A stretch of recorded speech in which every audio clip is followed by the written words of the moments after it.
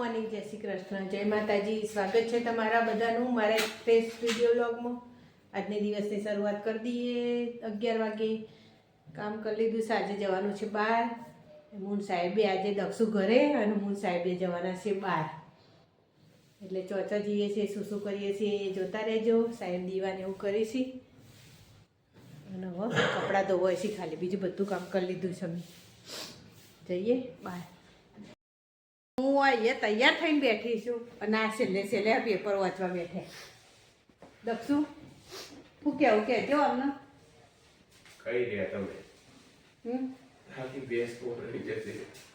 હું કેટલા 15 મિનિટથી તો બોલ હું આવી રીતે બોધીને બેસી રહી અને હવે પહેલાં છે ને મસાલા ખાધા અને હવે પેપર લઈને બેસી જાય. બોલે હેડવાન ટાઈમ નાસ્તો નહીં બનાવ્યા એ જો છે ને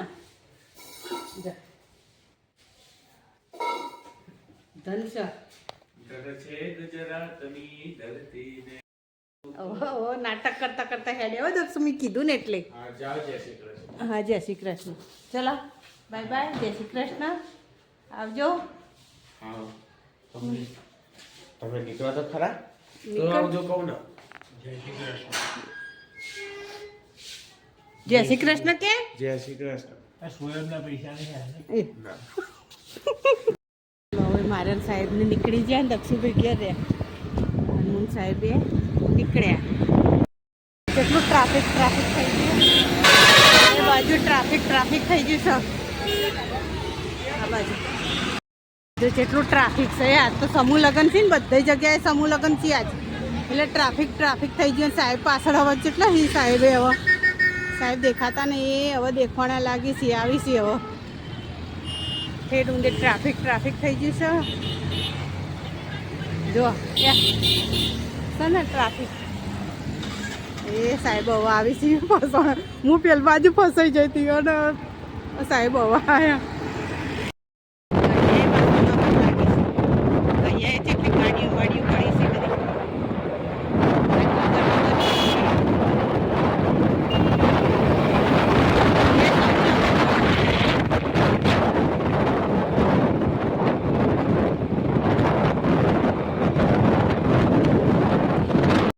ગામડામાં આવીએ એટલે આવો નજારો જોવા મળે ને.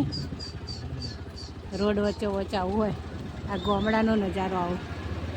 સાધનોવાળા ઊભા રહે, ગાયો ને ભેંસો જવાની, સાધનોવાળા ગમે એમ ઊભા રહે, બધી ગાયો.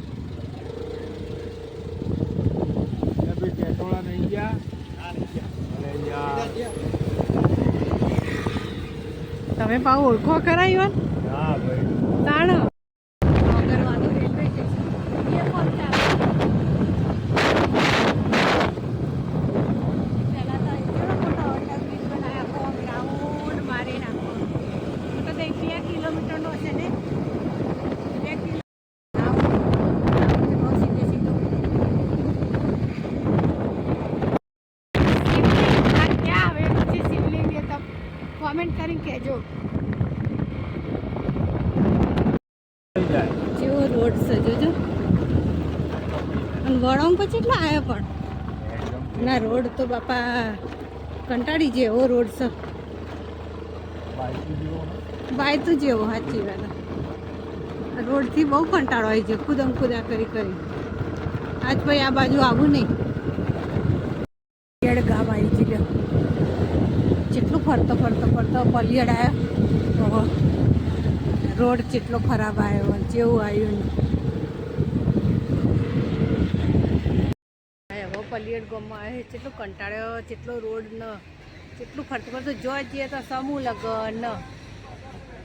આ તો લગ્ન એટલો છે ને, એટલી જગ્યાએ લગ્ન છે ને તે આમ કંટાળી જાય છે. રોડ જ ખાલી નહીં તે જેટલો ગામ ફરતા હવે પલિયડમાં આવ્યો છે.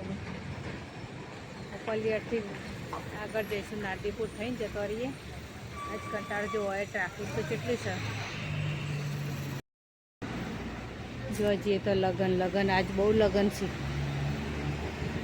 સાહેબ પાણીની બોટલો લઈને આવી.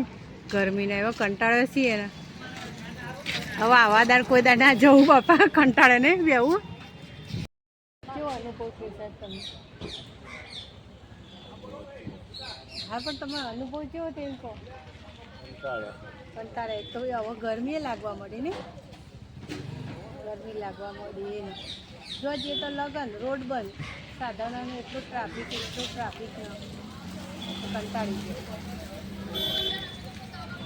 ચારે બાજુ એવું મારા પગે હો જાય છે, જો હો જાય છે સાહેબ પગે તો જો હો જાય છે મારા બગડ્યો હુજી જાય બેઠા બેઠા પગ લબડતા રહે ને એટલે. અને જેટલા ગંધાતા જેટલી સેપટ ઉડીએ રસ્તા પર એટલે આવા ગંધાતા જ થાય ને પછી જો જઈએ તો રોડ તોડેલા લગન અને તકલીફ રોડ તોડા. બીજું સ્ટેન્ડ કરી નારદીપુર ને બીજું સ્ટેન્ડ કરીને નારદીપુરનું આપણે હજુ તો અહીંથી 20-22 કિલોમીટર જવાનું સાહેબ પાછું આપણે તાણા ગાંધીનગર આવશે 22 કિલોમીટર સાચું. આજે આખો દાડો સમજ્યો આપણો. સાહેબના ચંપલ જોઈને હા હાલો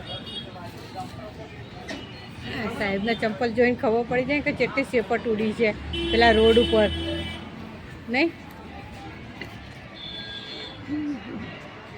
નારદીપુર ચોકડી આવી ગયો.